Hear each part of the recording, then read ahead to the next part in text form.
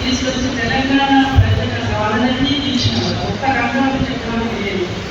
అసలు అప్పుడున్న కామేశ్వరి గారు, వివిధ పార్టీ అధ్యక్షులు, వడపేట పార్టీ అధ్యక్షులు రామరెడ్డి గారు, కందుకూరు జయేందర్ గారు అధ్యక్షులు, మహేశ్వరం రాజనాయక్ గారు, ఉప్పుగూడ లక్ష్మయ్య గారు, ఆర్కేపురం నగేష్ గారు, అదేవిధంగా సరుణ్ గారు నమస్కారాలు.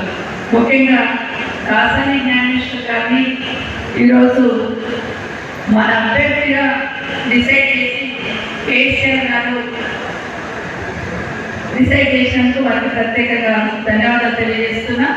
వారిని గెలిపించుకున్నాం, వారికి పెద్ద ఎత్తున ఓట్లు వేయించి గెలిపిద్దామని మీకు అందరికీ విజ్ఞప్తి చేయడానికి ఇక్కడికి రావడం జరిగింది. ఒకసారి కాసాని జ్ఞానేశ్వర్ గారు అభ్యర్థిగా అయ్యేందుకు ఒక్క నిమిషం సపోర్ట్ ఇవ్వడం గట్టిగా.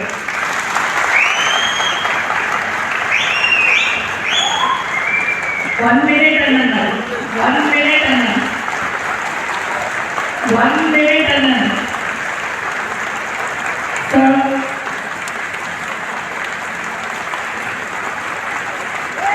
Thank you. ఎన్నికలు వచ్చాయి కాబట్టి ఆ సందర్భంగా ఈరోజు ఇక్కడ సమావేశం సాధించి ఆ మొదటి సమావేశానికి మన అమ్మగారైనటువంటి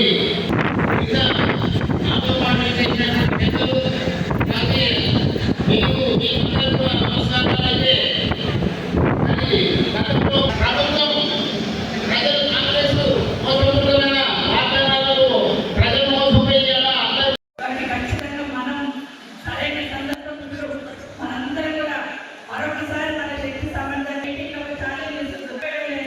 ఓటుతో చేసిన నేను ఈ ఎన్నికలను జ్ఞానేశ్వర్ గారికి 60,000 ఇస్తా. మన కాసాని జ్ఞానేశ్వర్ గారిని ఈరోజు మన అభ్యర్థిగా డిసైడ్ చేసి కేసీఆర్ గారు డిసైడ్ చేసినందుకు వారికి ప్రత్యేకంగా ధన్యవాదాలు తెలియజేస్తున్నా. వారిని గెలిపించుకున్నాం, వారికి పెద్ద ఎత్తున ఓట్లు వేయించి గెలిపిద్దామని మీకు అందరికీ విజ్ఞప్తి చేయడానికి ఇక్కడికి రావడం జరిగింది. ఒకసారి కాసాని జ్ఞానేశ్వర్ గారు అభ్యర్థిగా అయ్యేందుకు ఒక్క నిమిషం సపోర్ట్ ఇవ్వడం గట్టిగా.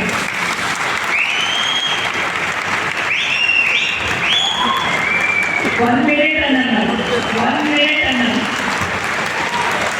1 minute అన్నారు. Thank you. ఈ ప్రాంతం పట్ల అవగాహన ఉండి ప్రజల పట్ల ప్రజలతో మమేకమైన ఒక మంచి వ్యక్తిని దాదాపు నేను 25 సంవత్సరాల నుండి జ్ఞానేశ్వర్ గారిని చూస్తున్నాను. నేను పాలిటిక్స్లో వచ్చినప్పుడు ఒక నిబద్ధత గల నాయకుడిగా, సిన్సియర్ కార్యకర్తగా, ఎంత ఎత్తైనా ఒదిగి ఉండాలనే ప్రయత్నంలో జ్ఞానేశ్వర్ గారిని చూశారు. జిల్లా పరిషత్ చైర్మన్గా చూశారు, ఎమ్మెల్సీగా కూడా చూశారు. ఎక్కడ కూడా అహంకారాన్ని పోకుండా అధికార మతంతో ప్రవర్తించకుండా తన లిమిట్స్లో ఉండి పనిచేసే ప్రయత్నం జ్ఞానేశ్వర్ గారు చేశారు. కాబట్టి నిజంగానే ఒక మంచి వ్యక్తిని తను సంపాదించిన దాంట్లో ఎక్కడ కూడా దేనికి ఆశించకుండా తన కమ్యూనిటీ కోసం తాపత్రయపడ్డాడు. ఎక్కడున్నా కూడా తన వాళ్ళు ఏది కావాలన్నా ఏం చేయాలన్నా నేను చూసేదాన్ని. గుజరాత్ వర్గానికి సంబంధించిన వాళ్ళు తనకి రాళ్ళు వికారాలు ఎక్కువ ఉంటారు. ఎప్పుడు చూసినా అక్కడ తిరుగుతుండేవాడు, ఎప్పుడు చూసినా అక్కడ పోయేవాడు. ఎందుకంటే అక్కడ పోతున్నారంటే మా వాళ్ళు వెనకబడుతున్నారమ్మా, మా వాళ్ళని తీసుకురావాలని చెప్తున్నాడు. కాబట్టి తనకున్న దాంట్లో బీసీలని బడుగు బలహీన వర్గాలకి ఒక గొంతుగా కావాలని ప్రయత్నం చేశాడు. మీకు అందరికీ ఐడియా ఉంటుంది. 96 కులాల వేదిక అని పెట్టి ఆ రోజున ప్రభుత్వానికి బీసీ సంబంధించిన అన్ని కమ్యూనిటీకి సంబంధించిన సమస్యల్ని ఆ రోజున ప్రభుత్వానికి విన్నవించే విధంగా 96 కులాలకి ఐక్య వేదికను పెట్టి బీసీ గొంతుగా ఆ రోజు జ్ఞానేశ్వర్ గారు అయ్యారు. మీ అందరికీ నా విజ్ఞప్తి ఏంటంటే ఈ ఎన్నికల్లో పెద్ద ఎత్తున ఓట్లేసి గెలిపిద్దాం. ఇక్కడున్న బడుగు బలహీన వర్గాల గొంతుగా పార్లమెంట్లో ఎక్కించాలంటే ఖచ్చితంగా జ్ఞానేశ్వర్ గారు ఎప్పుడు అనుకుంటారు కదా, బీసీలం ఐకమత్యంగా ఉండాలి చేయాలి. ఈ ఎన్నికలు మాత్రం ఐకమత్యంగా మీరందరూ కూడా కలిసి ఈరోజు జ్ఞానేశ్వర్ గారిని ఎంపీగా గెలిపించే ప్రయత్నం చేయాలని విజ్ఞప్తి చేస్తున్నాం. ఇంకొకటి కూడా మనం గమనించాల్సింది, ఎన్నికలు అయిపోగానే ప్రభుత్వం రాకపోయేసరికి అసలు పార్టీని లేదన్నట్టు, అసలు కేసీఆర్ గారి శక్తి సామర్థ్యాల మీద నమ్మకం లేకుండా ఈరోజు మనము గెలిపించి పార్లమెంట్ పంపించిన రంజిత్ రెడ్డి గారు పక్క పార్టీలో పోవడం జరిగింది. అధికార పార్టీలో నిజంగా ఒక్కొక్కసారి ఆలోచిస్తామని, నిజంగా రంజిత్ రెడ్డి గారు మనకు తెలియదు, కానీ కేసీఆర్ గారు చెప్పి పంపించారు కాబట్టి రంజిత్ రెడ్డి గారిని పార్లమెంట్ పంపించారు. కేసీఆర్ గారు చెప్పి పంపించారు కాబట్టి విశ్వేశ్వరరెడ్డి గారిని పార్లమెంట్ పంపించారు. వీరిద్దరిని కూడా గెలిపించింది ఎవరు? కేసీఆర్ గారు, టీఆర్ఎస్ పార్టీ నాయకులు, కార్యకర్తలు. వాళ్ళకి ఎంపీ అనే ఒక పదవి వచ్చిందంటే ఖచ్చితంగా కేసీఆర్ గారు ఆశీర్వాదం, ఇక్కడ ఉన్న నాయకుల కార్యకర్తలు కష్టపడితేనే వాళ్ళకు గుర్తింపు వచ్చింది. కానీ ఈరోజు మనకి ఎదురు వాళ్ళే వస్తున్నారు. ఈరోజు మన పార్టీకి వెళ్ళడం మనకైతే లేదని చెప్పి ఈరోజు మన సిటీ ఎంపీ గారు రూలింగ్ పట్టణం పోయినారు. ఒక రకంగా మన కార్యకర్తలు మన నాయకులకు చాలా తీసుకుంటున్నట్టే. దయచేసి గుర్తుపెట్టుకోండి, మన నాయకులకి మన కార్యకర్తలు తక్కువ వేసినట్టే. మన లీడర్ని మన లీడర్ సామర్థ్యాన్ని తక్కువ చేసి పక్క పక్కకు పోయినారు. కాబట్టి ఖచ్చితంగా మనం సరైన సందర్భంలో మనందరం కూడా మరొకసారి మన శక్తి సామర్థ్యాన్ని నిరూపించుకొని మన పార్టీకి తెచ్చుకున్నాం. మనకు ప్రకాష్ గౌడ్ గారు నాకు మన మీటింగ్లో చాలా తీసుకున్నారు. అక్కడ నాకు 30,000 ఓట్లతో గెలిచిన నేను ఈ ఎన్నికల్లో నేను జ్ఞానేశ్వర్ గారికి 60,000 ఇప్పిస్తా, మరి ఏం చేస్తా పక్కన అప్పుడు ఏం చెప్పిన నాకు 26,000 వచ్చి దానికి ఇంట్రెస్ట్ 26,000 కలుపుతాను, మా వాళ్ళే తక్కువ కాదని చెప్పింది. సో ఇక అలా మాట్లాడుకుంటున్నప్పుడు మా ఎమ్మెల్యే మేము మాట్లాడుకున్నాను అనుకుంటే కేసీఆర్ గారు 10 సంవత్సరాలు ఏ తప్పు చేయలేదు. ఎక్కడ పోయినా కేసీఆర్ గారిని ముద్ర కనిపిస్తుంది, కేసీఆర్ గారు కనిపిస్తారు. చివరికి గ్రామాల్లో పోతే పొలంగా చెట్లు కానీ కేసీఆర్ చెట్లు అంటారు. మనం విశ్వకర్త నీళ్ళు తాగుతుంటే కేసీఆర్ నీళ్ళు తాగుతామన్నమాట. ఈరోజు రేవంత్ రెడ్డి గారు ఒక మాట అన్నారు మన అసెంబ్లీలో, కేసీఆర్ గారు నిశానా లేకుండా చేస్తారు తెలంగాణలో అన్నారు. సాధ్యమా? తెలంగాణ రాష్ట్రం, తెలంగాణ పదకల్పనే పక్కన కేసీఆర్ కనిపిస్తారు. ఈరోజు ప్రతి ఒక్కరు కూడా ఎక్కడ చూసినా ఒక గ్లాస్ నీళ్ళు తాగుతున్న విశ్వకర్తలో కేసీఆర్ కనిపిస్తారు. ఒక చెట్టు నీళ్ళ చేతితే కేసీఆర్ కనిపిస్తారు. అంతేందుకు మన బయటలో కూడా ప్రయోగం చేసిండు, ముఖ్యమంత్రి నిరాశ చేసిండు. అది తీసేస్తారా? కాళేశ్వరాన్ని ప్రాజెక్ట్ తీసేస్తారా? కేసీఆర్ గారు నిశాన పెట్టేస్తారని మాట్లాడుతున్న అహంకారపూరితమైన మాట్లాడుతూ ముఖ్యమంత్రి గారు మాట్లాడారు. నిజంగా కేసీఆర్ గారు రైతు బంధు చేశారు, రైతు బంధు బంద్ చేస్తారా? రైతు బీమా ఇచ్చారు, తీసేస్తారా ముఖ్యమంత్రి గారు? వాటి ఎక్కడైనా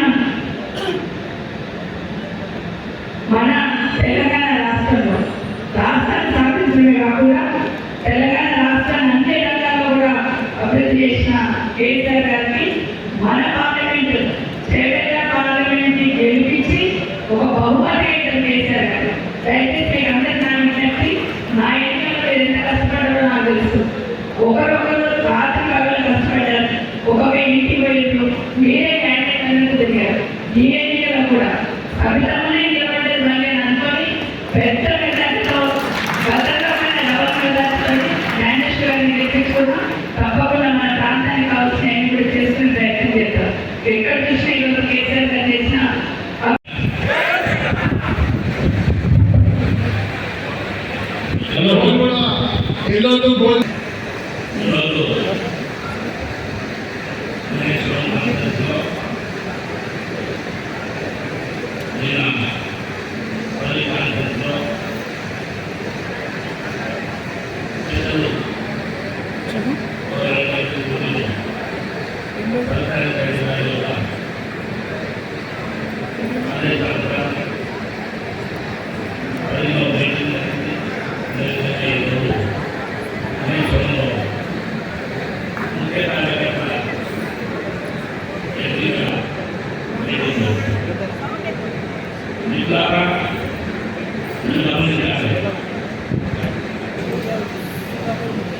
ఈ యొక్క 3 కాన్ఫరెన్స్లు దానిలో 15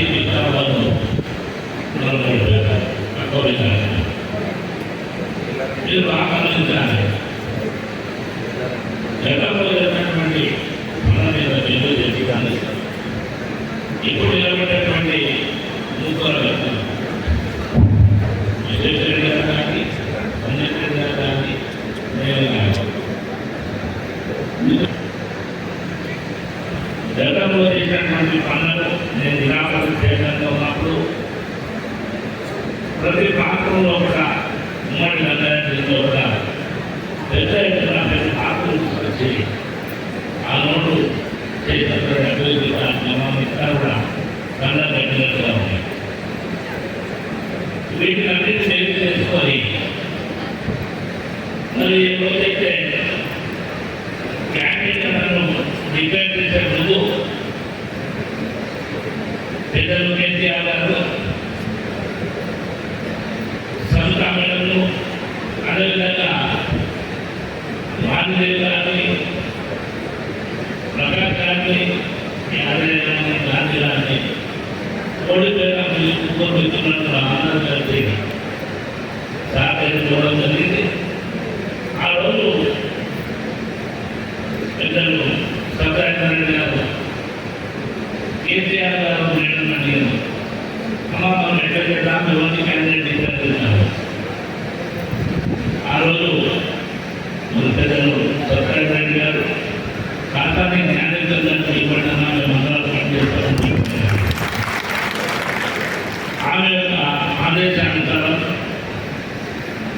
సత్యనారాయణ గారు చెప్పినాక ఇంకేముండదు తప్పకుండా ఖాతాని జ్ఞానేశ్వరాన్ని డిక్లేర్ చెప్పడం జరిగింది.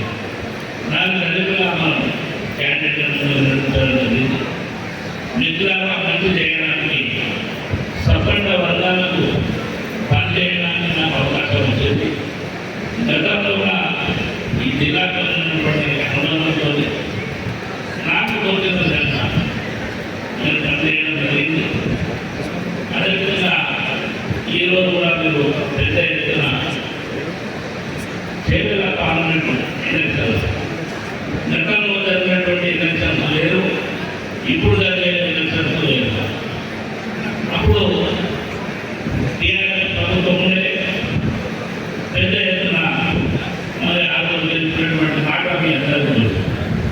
ఇలా కొంత పెద్దలు చెప్పినట్టుగా కార్యకర్తల యొక్క శ్రమ ఏది లీడర్ అన్నమాట వాళ్ళు అనుకుంటే లీడర్ నిలుస్తాడు అని అనుకోకపోతే లీడర్ నిలబడు. కనుక మీ ఉన్నది సపన్న వర్గాలతో పాటు ఇక్కడ ఉన్నటువంటి లీడర్స్ అందరినీ ముఖ్య కార్యకర్తలను పెద్దలను అందరినీ దూరం ఏంటంటే మీరు ఈసారి నాకు ఆశీర్వదించి మీకు పనిచేసే భాగ్యం కల్పించడానికి మీరందరూ ప్రయత్నం చేయమని వేడుకోవడం జరుగుతుంది. మీ యొక్క నమ్మకాన్ని మొదలు చేయకుండా తప్పకుండా మీరు ఏమంటారని నేను అమలు చేస్తూ ఈ కార్యక్రమంలో భాగంగా ఏది చెప్తున్నటువంటి పెద్దలు కూడా పార్లమెంట్ చెవెళ్ళ పార్లమెంట్ ఆధ్వర్యంలో మహేష్ నియోజకవర్గంలో ఈరోజు కార్యకర్తల మీటింగ్ పెట్టుకోవడం జరిగింది. మా అభ్యర్థి కాసాని జ్ఞానేశ్వర్ గారు, గౌరవ శాసనసభ్యులు ప్రకాష్ గౌడ్ గారు, గౌరవ శాసనసభ్యులు యాదయ్య గారు, గౌరవ శాసన మండలి సభ్యులు వాణిదేవి గారు, ఎగ్గే మల్లేశ్వర్ గారు, దయానంద్ గుప్తా గారు అందరూ కూడా అటెండ్ కావడం జరిగింది. నియోజకవర్గానికి సంబంధించిన నాయకులందరూ కూడా సీనియర్ నాయకులు వచ్చిన్నారు. ఎంపీటీసీలు కానీ, సింగిల్ విండో చైర్మన్స్ కానీ, వార్డు మెంబర్లు కానీ, సర్పంచులు, మాజీ సర్పంచులు కానీ, మేయర్ కానీ, కార్పొరేటర్లు కానీ, కౌన్సిలర్లు కానీ అందరూ కూడా రావడం జరిగింది. అందరికీ ప్రత్యేకంగా ధన్యవాదాలు. పెద్ద ఎత్తున పెళ్ళిళ్ళున్నా కూడా పక్కన పెట్టి ఈరోజు ఈ కార్యక్రమానికి వచ్చినందుకు వాళ్ళందరికీ ప్రత్యేకంగా ధన్యవాదాలు. కార్యకర్తలకు, నాయకులకు అందరూ కూడా ఒకటే ఈరోజు ఇంత పెద్ద ఎత్తున వచ్చారంటే ఇండికేషన్ ఏంటంటే పార్టీ అభ్యర్థి ఎవరైనా కేసీఆర్ గారు డిసైడ్ చేసి పంపించిన వాళ్ళని మేము గెలిపించి పంపిస్తాము. కేసీఆర్ గారు కష్టంలో ఉన్నప్పుడు మోసం చేస్తున్న వాళ్ళకి, మోసం చేసిన వాళ్ళకి ఖచ్చితంగా మేము బుద్ధి చెప్తాము. వారికి అండగా ఉంటామని ఒక ప్రగాఢంగా ఉంటామని ఒక నమ్మకాన్ని, విశ్వాసం కల్పిస్తూ ఇంత దూరం వచ్చినారు. వాళ్ళందరికీ ప్రత్యేకంగా ధన్యవాదాలు. ఖచ్చితంగా కూడా ప్రజలు కూడా అదే ఆలోచిస్తున్నారు. ఈ 3 నెలల లోపల కాంగ్రెస్ పార్టీ ఏ నినాదంతోనైతే వచ్చిందో మార్పు తీసుకొస్తామని ఆ మార్పు కనిపిస్తుంది. ఎందుకంటే ఫస్ట్కు పెన్షన్ వేసేవారు కేసీఆర్ గారు, ఇప్పటివరకు పెన్షన్లు పడతలేవు చక్కగా. రైతు బంధు లంచంగా పడేది, ఇప్పటి వరకు 3 ఎకరాల కుండలకు వేసినామంటున్న మిగతా వాళ్ళకు వాళ్ళు అప్పుల కోసం ఎదురు చూడాల్సి వస్తుంది. బోర్లే నిండిపోయి మళ్ళీ మంచినీటి సమస్య వచ్చి బోర్లు డ్రిల్ చేయాల్సిన పరిస్థితి వస్తూ ఉంది. పంటలే నిండిపోయి దేవుడాన్ని ఏడుస్తూ ఉంటే పలకరించి వాళ్ళు దిక్కు లేకుండా అయిపోయింది. కరెంటు సరిగ్గా టైంకి రాక కరెంటు కట్ అవుతూ ఉంటే ఉన్న బోర్లలో ఉన్న నీళ్ళు కూడా పెట్టుకోవడానికి దిక్కు లేకుండా ఇబ్బంది పడుతున్న సందర్భంలో కనీసం ఈ ప్రభుత్వం రైతులకు రివ్యూ చేసి ఒక భరోసా ఇవ్వాలనే ప్రయత్నం కూడా చేయట్లేదు. వాళ్ళు చస్తేంది బ్రతుకుతేంది అన్నట్టు వదిలేస్తూ ఉన్నారు. ఎన్నికలు అయిపోగానే ప్రభుత్వంలోకి రాగానే డిసెంబర్లోనే 2 లక్షల రూపాయల అప్పు మాఫీ చేస్తామన్నారు రైతులకి. ఇప్పటివరకు ఉలుకు పలుకు లేదు. రైతు బందే చక్కగా వేస్తలేదు. ఎన్నికల కన్నా ముందు కేసీఆర్ గారు రైతు బంద్ వేస్తుంటే మీరు ఇప్పుడే ఏం తీసుకోకండి, మేము వస్తే 15,000 వేస్తాం ఎకరాకన్నారు. కానీ ఈరోజు అసలుకే దిక్కు లేకుండా అయిపోయింది. ఇవన్నీ గమనిస్తున్నారు ప్రజలు. తొందరపడ్డాము, మోసపోయినాము, నమ్మిన మాటలు చెప్పిన మాటలు నమ్మినామని